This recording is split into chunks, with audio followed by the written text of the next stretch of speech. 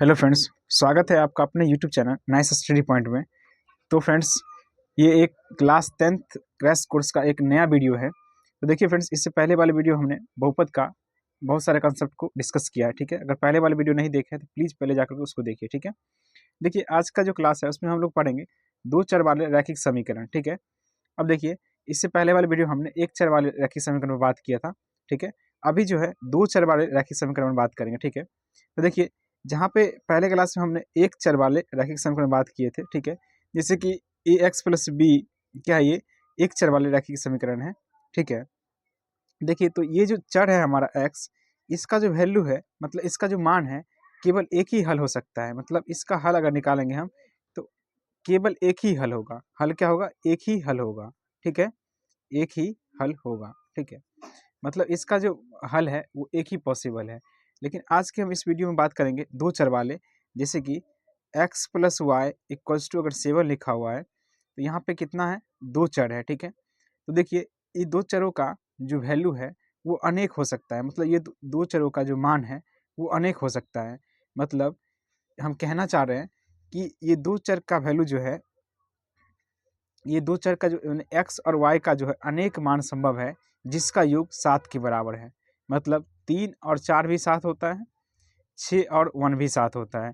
तो इसलिए हम बोल रहे हैं कि इसका जो है कई सेट हल है, एक्स और वाई का कई अनेक हल होगा जिसका योग 7 के बराबर होगा। ठीक है, लेकिन अगर इसी में बात करें कि अगर दो समीकरण हो, एक रेखीय समीकरण, ठीक है, एक घातीय समीकरण अगर दो हो, जैसे कि a1x plus b1y plus c1 equals to 0 और a2x plus b2y plus c2 equals to 0।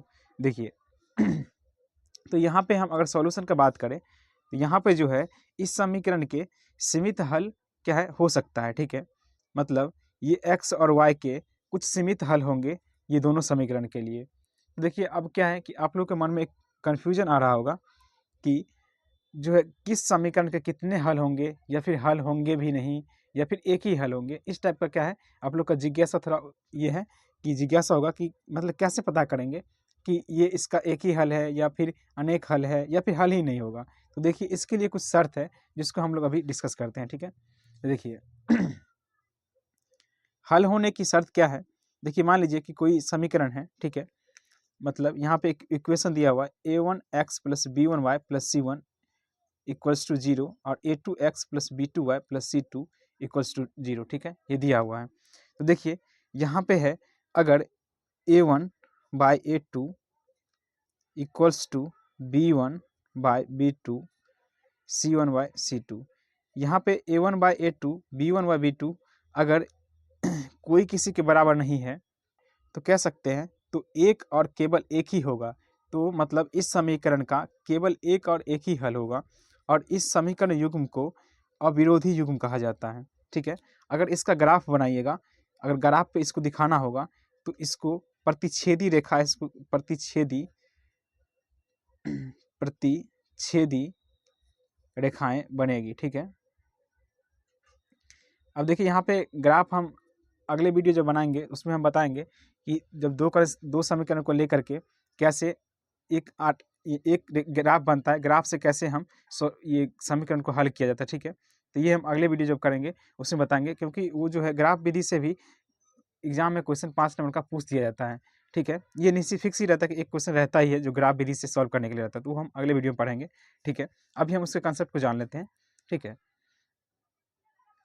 देखिए यहाँ पे क्या है कि जब कोई किसी का बराबर नहीं होगा तो केवल एक हल होगा और उस जो है समीकरण के युग्म को अवरोधी युग्म कहा जाता है। ठीक है, यहाँ पे जो ग्राफ बनेगा वो प्रतिच्छेदी बनेगा। ठीक है, चलिए अब बढ़ते हैं सेकंड। देखिए सेकंड कंडीशन क्या है? अगर a1 a2 अगर बराबर हो जाए b1 b2 बराबर हो जाए c1 c2 के, मतलब सब अगर इक्वल है। ठीक है, इस सब का रेशियो अगर इक्वल है तो इसमें अनगिनत क्या होगा?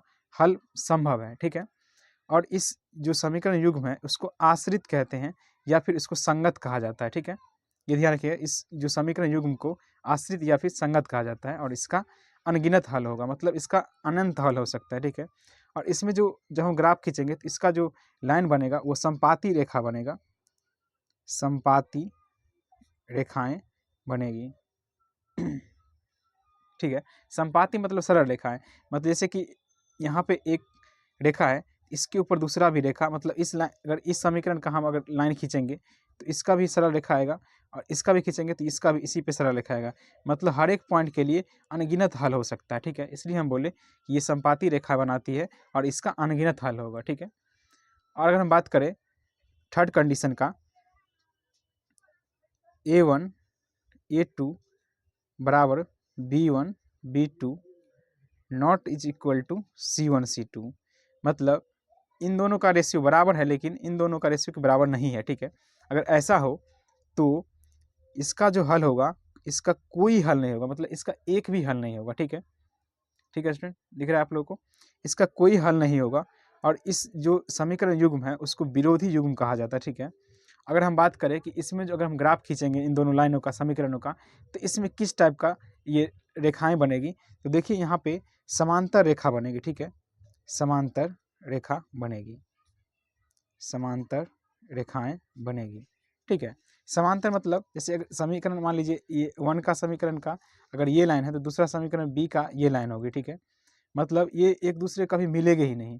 ठीक है, इसलिए इसका कोई हल पॉसिबल नहीं है। ठीक है, प्रतिच्छेदी मतलब होता है ये कि एक रेखा अगर ये है, दूसरा रेखा यहाँ पे कटेगी, मतलब कहीं एक पॉइंट पे कटेगी तो उसका एक सॉल्यूशन होगा। ठीक है, यही है, तो ये हो गया कि हल होने की, मतलब किस कंडीशन में अगर अगर दो समीकरण दिया हुआ तो किस कंडीशन में किसका कितना हल हो पॉसिबल है, इस मेथड से हम जान सकते हैं। ठीक है,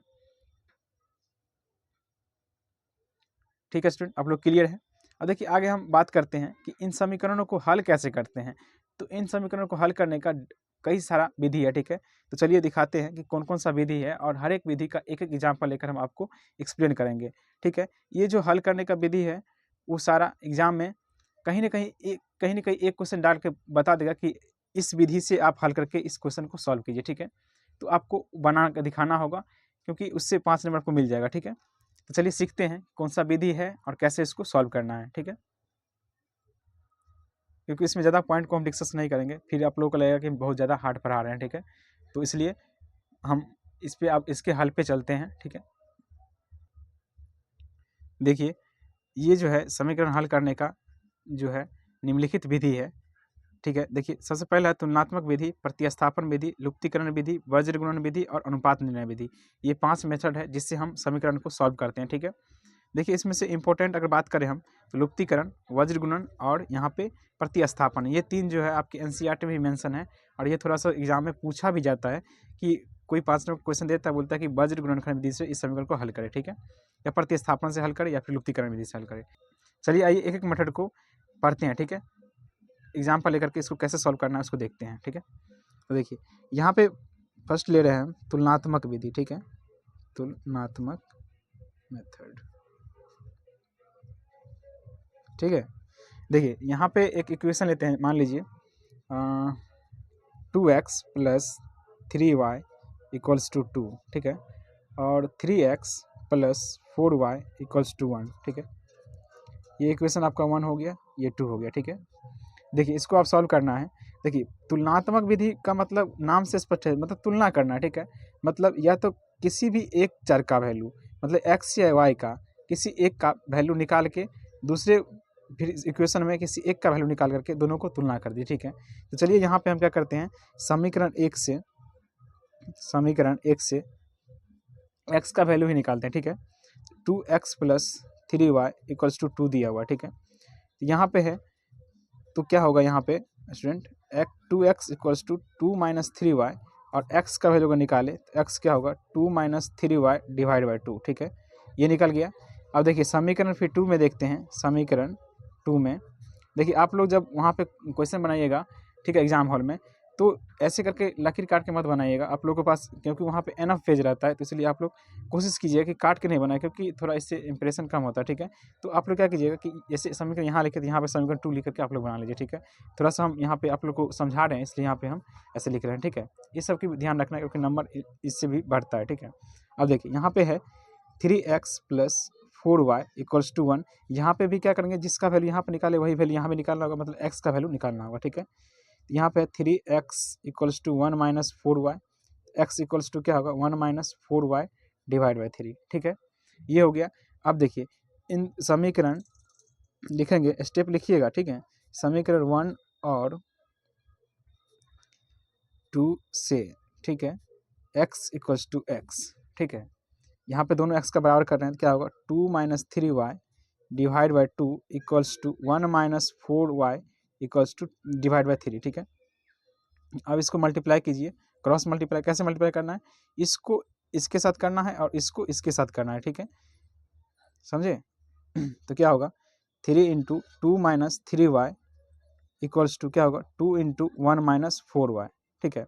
अब क्या करना है, मल्टीप्लाई करना है, ठीक है, कितना होगा 6 minus 9y equals to 2 minus 8y, ठीक है। अब क्या कीजिए, जो भी आपका y वाला टर्म है उसको एक साइड और जो जो कांस्टेंट टर्म है उसको एक साइड ले लीजिए, ठीक है। तो यहाँ पे क्या है माइनस y है तो क्या होगा माइनस 9y, इसको इधर लाएंगे प्लस में आ जाएगा 8y, इसको उधर ले जाना है तो क्या होगा 2 माइनस 6, ठीक है, क्या होगा minus y equals to minus 4, तो यहाँ से y इक्वल्स टू 4 निकला, ठीक है, ये आपका y का वैल्यू हुआ, ठीक है।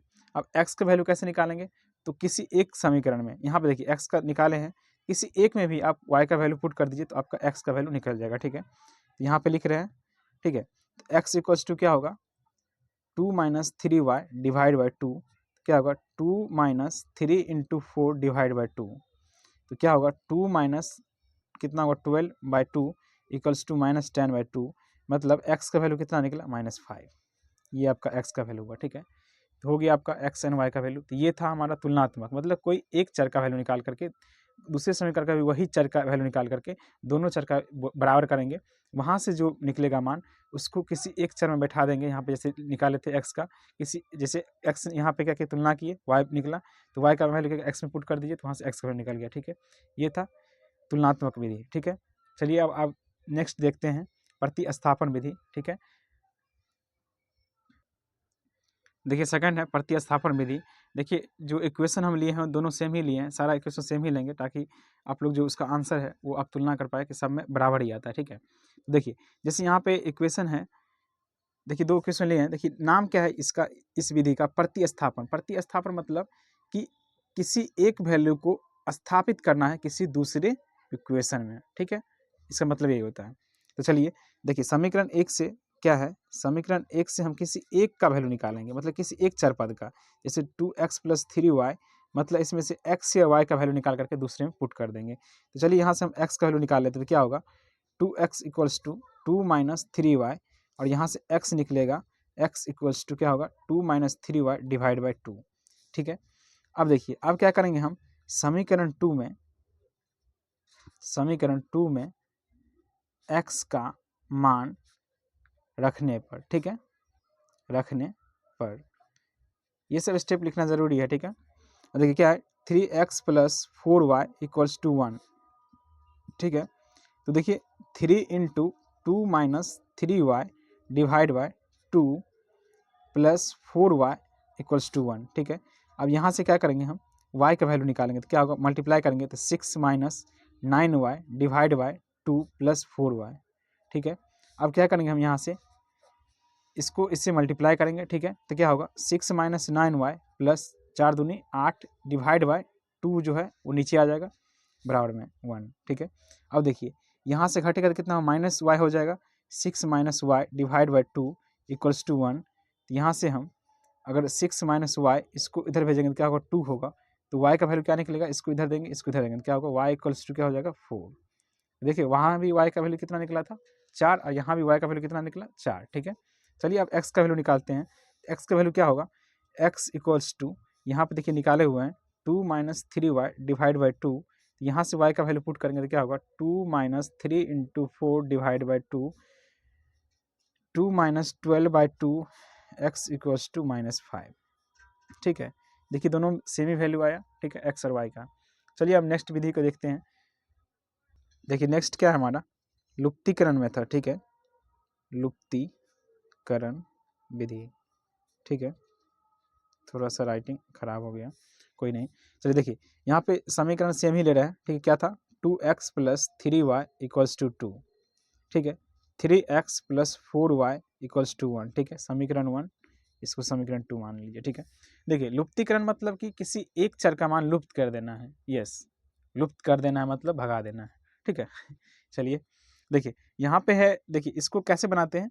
इसको बनाने के लिए आपको जिस चर का वैल्यू को लुप्त करना है, मतलब मान लीजिए यहाँ पे x को हमको लुप्त करना है, तो x को लुप्त करने के लिए आपको इसके मतलब समीकरण 1 और 2 के दोनों के चर के गुणांक को बराबर करना होगा। क्या बोले हम कि दोनों समीकरण को जिसको लुप्त करना है, दोनों समीकरण के चर के जो है चर के गुणांक को लुप्त करना मतलब बराबर करना है। तो यहाँ पे कितना है 3 है, यहाँ 2 है, यहाँ 3 है, तो कैसे बराबर होगा, अगर इसको 3 से मल्टीप्लाई कर दे और इसको 2 से मल्टीप्लाई कर दे, समझे, ठीक है। चलिए करते हैं, तो क्या होगा यहाँ पे इसको करेंगे तो मल्टीप्लाई, क्या होगा 6x प्लस मल्टीप्लाई तो पूरा समीकरण से होगा, ठीक है, तो कितना होगा 9y इक्वल्स टू 6 होगा यहाँ पे, इसको मल्टीप्लाई करके कितना होगा 6x plus 12y equals to 2, ठीक है। अब क्या करेंगे हम, समीकरण जो हमारा नया निकला है पहले वाले समीकरण से, अगर मान लीजिए इसको मानेंगे 3 और इसको 4, तो 3 में से 4 को माइनस कर देंगे, घटा देंगे, ठीक है। देखिए घटाते कैसे हैं, देखिए घटाने के लिए आपको क्या करना होगा कि जैसे यहाँ पे इसको इससे घटा रहे हैं, तो जिनका भी जो माइनस मतलब जो नीचे में साइन है उस साइन सबका अपोजिट होगा, मतलब अगर माइनस है तो प्लस और प्लस है तो माइनस, ठीक है। तो यहाँ पे कुछ नहीं है मतलब प्लस है, जिसका कोई नहीं उसका भगवान, ठीक है। यहाँ कुछ नहीं है मतलब प्लस है, ठीक है, तो ये क्या हो जाएगा माइनस, ठीक है। यहाँ प्लस है माइनस, यहाँ भी कुछ नहीं है मतलब प्लस है, तो यहाँ भी माइनस, ठीक है। अब देखिए यहाँ प्लस माइनस ये दोनों क्या होगा, कट जाएगा, ये प्लस में ये माइनस में, बड़ा कौन है माइनस वाला, तो घटेगा किस में से, इसमें से, क्या होगा -12 में से ये 9 जाएगा, ठीक है, मतलब -3y, ठीक है। और इधर क्या बचेगा यहाँ पे, सॉरी यहाँ पे देखिए मल्टीप्लाई करेंगे तो कितना होगा, 4 दूनी 8 होगा ना, 3 दूनी 6 और 4 दूनी 8 ना यहाँ पे, ठीक है। तो देखिए ये माइनस वाला है, बड़ा अब कौन होगा, प्लस वाला बड़ा है, तो यहाँ पे सॉरी ये y होगा, ठीक है, यहाँ पे देख लीजिएगा, ठीक है, तो क्या होगा प्लस में y होगा इक्वल्स टू, देखिए यहाँ पे 6 प्लस में है और 2 माइनस में, तो क्या होगा 4 हो जाएगा, मतलब y का वैल्यू कितना निकला 4, ठीक है। अब देखिए यहाँ पे y का वैल्यू तो निकल गया है, अब हम क्या करेंगे x का वैल्यू निकालेंगे, तो x का वैल्यू कैसे निकालेंगे, तो y का वैल्यू हम किसी एक समीकरण में पुट कर देंगे, ये जो नया समीकरण बना है उसमें नहीं पुट करना है, पहले वाले जो समीकरण है उसमें जाकर पुट करना है, ठीक है। तो देखिए यहाँ पे जैसे है समीकरण 1 में, समीकरण 1 में y का मान रखने पर, ठीक है, y का मान रखने पे, तो देखिए यहाँ पे समीकरण क्या है 1, 2x plus 3y equals to 2, यहाँ पे हम y का वैल्यू पुट करेंगे, क्या होगा 2x plus 3 into 4 equals to 2, ठीक है। तो देखिए 2x equals to sorry plus 4 तिया 12 इक्वल्स टू 2, देखिए क्या होगा 2x इसको उधर भेजेंगे तो कितना होगा 2 - 12, ठीक है, तो क्या होगा 2x इक्वल्स टू 2 में से -12 गया तो -10, मतलब x का वैल्यू -5। स्टूडेंट एक बात सुनिए, देखिए अगर आप लोगों को अगर समीकरण को सॉल्व करने में कोई भी दिक्कत आ रहा हो कि कैसे सॉल्व कर रहे हैं, सॉल्व तो सर हम बता ही रहे हैं कैसे कर रहे हैं, फिर भी अगर आप लोग को प्रॉब्लम हो रहा तो कमेंट कीजिए, ताकि हम आप लोगों के लिए और भी प्रैक्टिस क्वेश्चन इस पर करा देंगे हम, ठीक है। अभी तो हम इसका रिवीजन करवा रहे हैं, क्रैश कोर्स है, तो उतना हम टाइम नहीं दे सकते हैं कि समीकरण को कैसे सॉल्व करना है, अगर आप लोग को समीकरण सॉल्व नहीं करें, वैसे तो हम बता ही रहे कि सॉल्व कैसे करना है, फिर भी आप लोगों को प्रॉब्लम हो तो आप जरूर कमेंट कीजिए, ठीक है, उस पर हम एक सेपरेट वीडियो बना देंगे और थोड़ा लंबा वीडियो बनाएंगे और बहुत सारा क्वेश्चन का प्रैक्टिस करा देंगे, ठीक है। चलिए आगे बैठते हैं, यहाँ से x का वैल्यू निकल गया और y का वैल्यू निकल गया, ठीक है।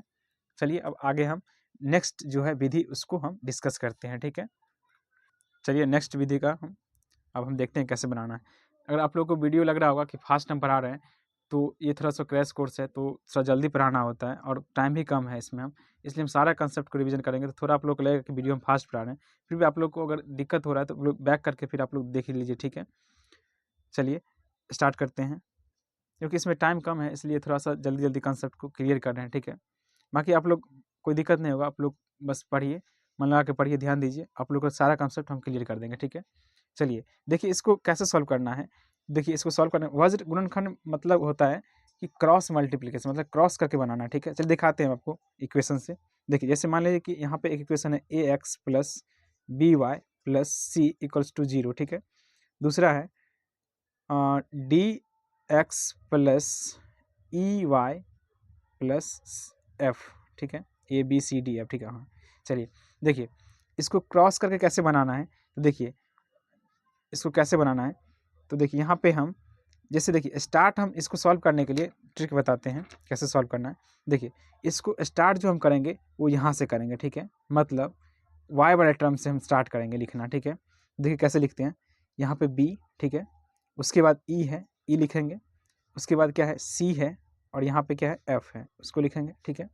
अब देखिए अब क्या करेंगे, a वाला टर्म लिखेंगे, क्या है a d, ठीक है, उसके बाद फिर जो हमारा टर्म b है और e है उसको लिखेंगे, ठीक है।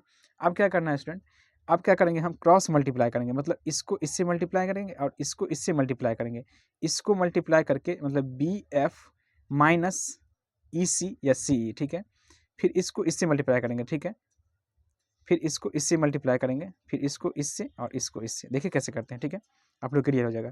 तो देखिए क्या होगा, x इक्वल्स टू क्या होगा, b f minus c e equals to क्या होगा, फिर y इक्वल्स टू, फिर यहाँ पे क्या होगा, इसको इससे, ठीक है, मतलब c d minus a f, और यहाँ पे जो लिखेंगे यहाँ पे 1, क्योंकि कांस्टेंट है तो 1 क्या होगा, ए ई माइनस में बी डी, समझे कैसे किए हैं, ठीक है। अब ये हो गया, ये आपका था कि कैसे इसको लिखना है, ठीक है। अब हम एक एग्जांपल लेते हैं, उसके हेल्प से हम समझाते हैं, ठीक है, आप लोगों को क्लियर हो जाएगा, ठीक है, कोई भारी बात नहीं इसमें बनाना, ठीक है।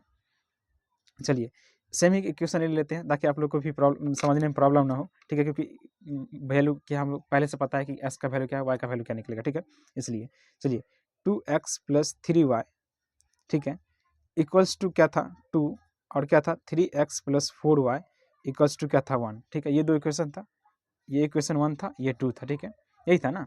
अब देखिए हम जो अभी यहाँ पे इक्वेशन लिखे हैं जनरल फॉर्म में, मतलब इक्वल्स टू 0 करके लिखे हैं, मतलब कांस्टेंट टर्म को हम बराबर से, कांस्टेंट टर्म को हम बराबर से इधर लिए हैं, ठीक है, इसलिए हमको इसको क्या करेंगे, इधर ले लेंगे, या फिर डायरेक्ट आप बता सकते हो कि इधर है तो क्या होगा, इधर माइनस में आ जाएगा, तो आपको याद रहेगा तो ठीक है, नहीं तो लिख लीजिए, ठीक है। चलिए हम लिख ही देते हैं, ठीक है, तो क्या होगा 2x plus 3y minus 2 equals to 0, इधर प्लस में तो इधर माइनस में आएगा, ठीक है, और इसका क्या होगा 3x plus 4y minus 1 equals to 0, ठीक है, इतना तो क्लियर है ना, ये तो लिख ही सकते हैं, ठीक है। अब देखिए हम यहाँ पे क्या लिखे थे, दिख रहा है आप लोग को, हाँ ठीक है, देखिए यहाँ पे क्या है x इक्वल्स टू लिखे थे, क्या था पहले इसको इधर लिख लेते हैं, ठीक है, क्या क्या है, हम शुरू कहाँ से करेंगे, b से स्टार्ट करेंगे, तो क्या है 3, क्या है फिर 4, फिर क्या है -2 -1, ठीक है ना स्टूडेंट, फिर क्या है 2, फिर 3, और फिर यहाँ पे जो जहाँ से स्टार्ट किए थे वो लास्ट करेंगे, ठीक है। अब क्या करेंगे हम x की वैल्यू निकालने के लिए इससे इसको मल्टीप्लाई और इससे इसको मल्टीप्लाई, तो क्या होगा 3 को -1 से करेंगे तो क्या होगा -3, और माइनस क्या होता है बाय फार्मूला होता है, तो माइनस, अब इसको देखिए 4 -2, 4 दूनी 8, और माइनस में तो माइनस माइनस क्या हो जाएगा, प्लस हो जाएगा, कैसे कैसे कैसे कैसे कैसे भूल गए क्या, अरे भाई जैसे यहाँ पे लिखा हुआ है -3 माइनस और ये -8 लिखा हुआ है, तो क्या होगा -3, इसको मल्टीप्लाई करेंगे तो क्या होगा माइनस माइनस प्लस हो जाएगा, वही तो लिखे हैं, समझे, ठीक है। ये छोटी छोटी बात को आप लोग को समझना होगा, ठीक है। उसके बाद इक्वल्स टू, फिर क्या है y का वैल्यू लिखेंगे तो क्या होगा, इसको इससे मल्टीप्लाई करेंगे और इसको इससे मल्टीप्लाई करेंगे तो क्या होगा -6, फिर यहाँ पे -2, तो माइनस माइनस प्लस 2, ठीक है ना, इक्वल्स टू, फिर क्या होगा 1 डिवाइड बाय, फिर क्या करेंगे इसको इससे मल्टीप्लाई करेंगे और इसको इससे मल्टीप्लाई करेंगे तो क्या होगा 4 दूनी 8, 3 तिया 9 -9, ठीक है। अब देखिए अब क्या करना है, अब कुछ नहीं करना है, अब तो सॉल्व हो गया। देखिए अब क्या करना है, सॉल्व कीजिए x इक्वल्स टू -3 + 8 क्या होगा 5 equals to y divide by -6 + 2 क्या होगा -4 इक्वल्स टू 1 डिवाइड बाय, ये क्या है 8 में से -9 गया तो -1, ठीक है ना, ये निकल गया। अब क्या करेंगे, अब देखिए यहाँ पे अब x और y का वैल्यू निकालने के लिए क्या करना है, एक बार हम इस वैल्यू को और इस वैल्यू को बराबर करेंगे, फिर इस वैल्यू को और इस वैल्यू को बराबर करेंगे, मतलब x/5 इक्वल्स टू -1/1 करेंगे तो x का वैल्यू क्या निकलेगा क्रॉस मल्टीप्लाई तो कितना होगा -5, ठीक है, यही निकला था ना। फिर y के लिए क्या निकलेंगे, y/-4 इक्वल्स टू -1/1, तो y क्या निकलेगा +4, ठीक है, क्रॉस मल्टीप्लाई, समझे ना। तो यही वैल्यू निकला था ना x और y का। तो ये था हमारा वज्र गुणन मतलब क्रॉस मल्टीप्लिकेशन, ठीक है। चलिए आप लोग अगर नहीं भी समझे तो फिर से आप एक बार वीडियो को बैक कीजिएगा, वहाँ से जाकर के आप लोग देख लीजिए, ठीक है, कैसे सॉल्व करना है। 1-2 क्वेश्चन प्रैक्टिस कीजिए, आप लोग को प्रैक्टिस हो जाएगा, ठीक है, क्योंकि ये सब ज़्यादा उतना याद नहीं रखना है। 1-2 बार सॉल्व कीजिएगा, याद करने वाला कुछ है ही नहीं, इसमें सॉल्व कीजिएगा तो आप लोग को प्रैक्टिस हो जाएगा, ठीक है। चलिए अब लास्ट जो है हमारा उसको हम देखते हैं। नेक्स्ट क्या था, अनुपात निर्णय विधि, ठीक है। चलिए देखिए नेक्स्ट हमारा जो मेथड है वो अनुपात निर्णय विधि। देखिए अनुपात समानुपात पढ़े होंगे, x/y ये अनुपात हो गया, a/b क्या होगा अनुपात हो गया, a/b हो गया, ये अनुपात निर्णय। देखिए इसमें कैसे सॉल्व करना है इस टाइप के क्वेश्चन को, ठीक है, जब अनुपात निर्णय विधि से बोला जाए, ठीक है। देखिए इसमें क्या करना होता है कि अनुपात निर्णय में कि जो कांस्टेंट टर्म है, कांस्टेंट मतलब जो फ्री है चर पद से, मतलब देखिए ये है कांस्टेंट, ये है कांस्टेंट, ठीक है। कांस्टेंट टर्म को हमको हटाना होता है, रिमूव करना होता है। तो वो कैसे रिमूव करेंगे, तो देखिए यहाँ पे क्या है 2 है, इसको भी 2 बनाना होगा, यानी कि 2 ये है तो इसको भी 2 बनाएंगे तो क्या होगा, दोनों इक्वेशन में घटा देंगे तो 2 क्या होगा कैंसिल हो जाएगा। तो चलिए करते हैं। इसके लिए हमको क्या करना होगा, इस समीकरण 2 से मल्टीप्लाई करना होगा, समझे, ठीक है। तो नया समीकरण क्या बनेगा हमारा 6x + 8y = 2, ठीक है, ये समीकरण 3 बना। अब क्या करेंगे, देखिए यहाँ पे स्टेप लिखना मत भूलिएगा, यहाँ पे लिखिएगा समीकरण 2 में 2 से गुना करने पर, ठीक है। ये लिखना, स्टेप से लिखना भूलिएगा मत, क्योंकि नंबर इसी सब से मिलता है। स्टेप ये हटाइएगा तो आपका नंबर भी कटने का चांस है, ठीक है। अब देखिए यहाँ पे क्या किए, हम समीकरण 3 माने यहाँ पे, इसमें मल्टीप्लाई किए। अब क्या करेंगे, हम समीकरण 3 में से समीकरण 1 को घटाने पर, ठीक है, इतना लिखिएगा। तो क्या हो जाएगा 6x + 8y = 2, समीकरण 1 क्या है 2x + 3y = 2, ठीक है। घटाएंगे तो क्या होगा, साइन चेंज हो जाएगा, ठीक है, अभी हम आपको बताए थे। तो क्या होगा, ये प्लस में ये माइनस में क्या होगा 4x, ये प्लस में ये माइनस में क्या होगा +5y = 2 - 2, ये दोनों क्या है, ये कैंसिल हो जाएगा, मतलब 0 बच जाएगा। अब देखिए यहाँ पे क्या हो गया, यहाँ पे जो कांस्टेंट है 0 आ गया, ठीक है। अब क्या करेंगे हम, यहाँ पे ये जो आया है हमारा, इसको इधर भेज देंगे तो क्या होगा 4x = -5y, ठीक है, नहीं प्लस में था तो इधर माइनस चला गया।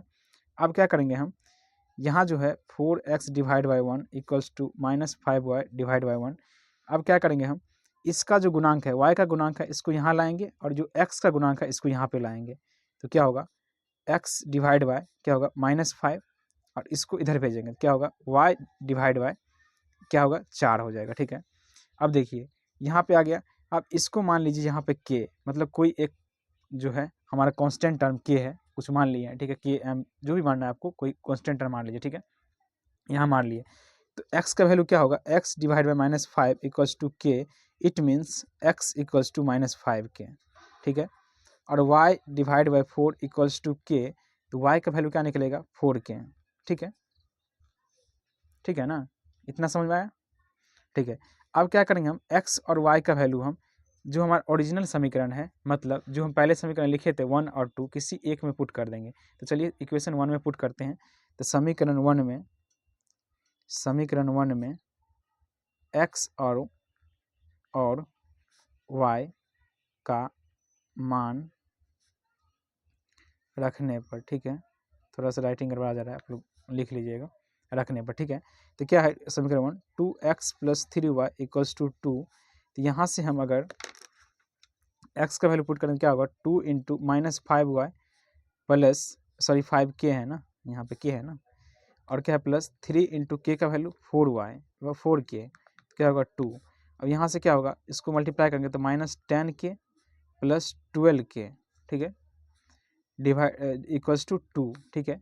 तो यहाँ से जो हमारा k का वैल्यू निकलेगा, ये क्या है, इसको घटाएंगे जोड़ेंगे तो क्या होगा 2k = 2, तो के का वैल्यू निकला यहाँ पे 1, ठीक है। अब के का वैल्यू 1 जो निकला, ये के का वैल्यू हम इस एक्स में और इस वाई में पुट कर देंगे। तो एक्स क्या था -5k, तो क्या होगा -5 × 1, it means x equals to -5।